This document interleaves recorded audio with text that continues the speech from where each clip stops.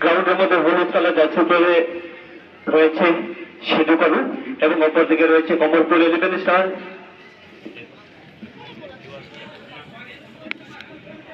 Versus Kamalpur 11 স্টারের মধ্যে 2023-এর champion team Sidhu Kanu এবং অপরদিকে রয়েছে কমলপুর।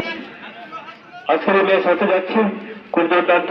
আমরা দেখতে পাবো আজকের এই ম্যাচে কে বেশি গোল দিতে সক্ষম হয় এবং কে জয় ছিনিয়ে দিচ্ছে।